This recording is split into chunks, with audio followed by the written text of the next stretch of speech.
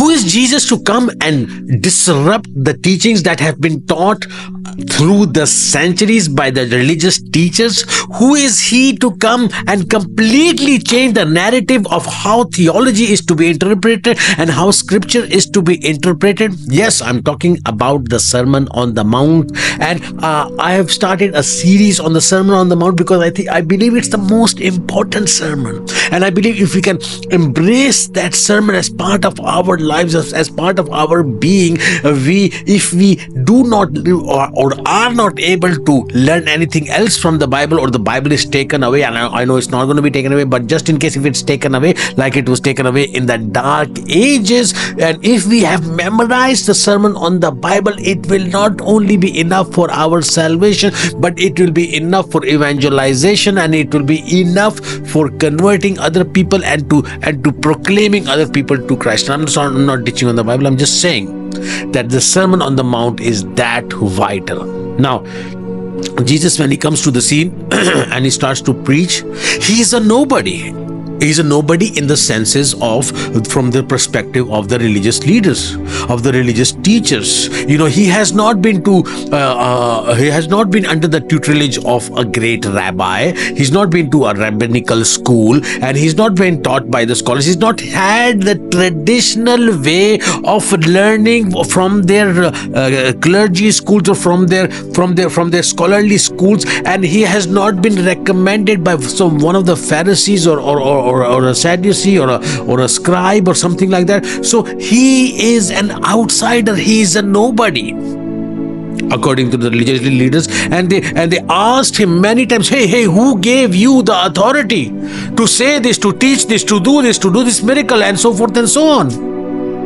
So, and Jesus often proclaimed that my heavenly Father has given me the authority, and I'm his son. So now, when Jesus comes on the stage and he preaches that like that, you know, although according to the religious leaders he does not have the authority, and he does not have the right tutelage, or he does not have the right pedigree, or he does not have the right schooling, and so forth and so on, although they proclaim this, Jesus preaches with power. Jesus preaches with authority. Jesus preaches, and a power is exuberating from him, and it is touching the lives of people. In fact, the people said in the end that nobody has ever taught with such authority. So, brothers and sisters, although according to the traditional way, Jesus is not authorized, Jesus is not a person who is supposed to teach to them or speak to the people, he speaks with an authority because he has spent time with the Father. He spent time with the Father, and that's what the Lord is asking you and me to do, to spend time with him. And the Great Commission calls you and me to go and preach and make disciples in the name of the Father, the Son, and the Holy Ghost, and to baptize them. But the question is, how are we to do that? If we have not had, you know, if you have gone to a Bible college, fine and good, and that's beautiful, it's amazing. But what if you have not been to a Bible college? What if you have not had you have not studied theology? What if you have not had all that education? Which is the case with me. I've not had a traditional Bible college and Bible, and I'm not mostly. I'm all the way self-taught. Spending time in the Word of God and understanding it, and just from a childhood being fascinated by the Bible and to understand the Bible. It's been on my heart since a child, and the Lord has now called me to serve him full time, creating digital content. But sometimes when I'm preaching, what kind of a feedback do I get? Sometimes recently I got a feedback that, I have not had any formal training, so maybe I should not be preaching. One time I was giving a beautiful testimony, and I was preaching in my church, and the feedback, instead of encouraging me, the feedback I got, hey Alan, you were too emotional, you were too powerful.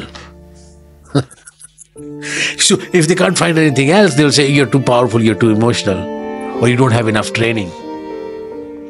Now, I know the devil is going to use these methods, and the devil is going to use any method when you are going to go and you have not been to a seminary, and the devil is going to come and discourage you. Whenever you want to preach the gospel, the devil is going to come and discourage you.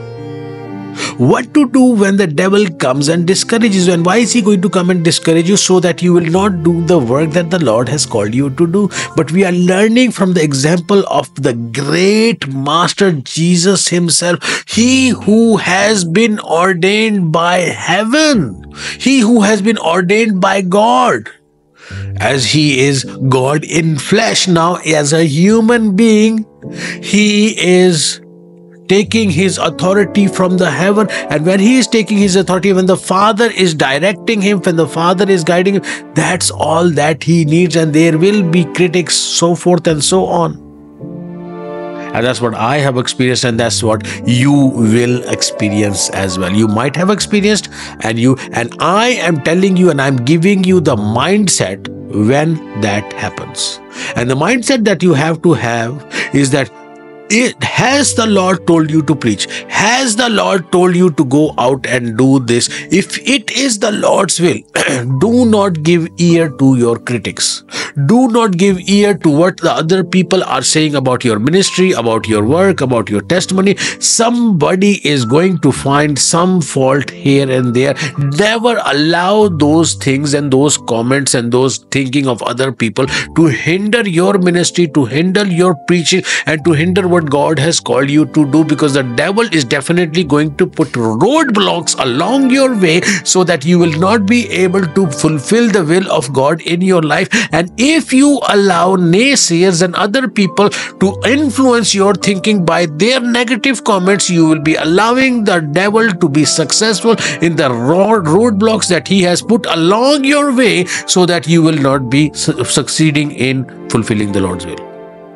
So my thought I wanted to share with you simply today is, discouragements are going to come, and bad, how can I say, comments are going to come. Don't allow that to stop your good work.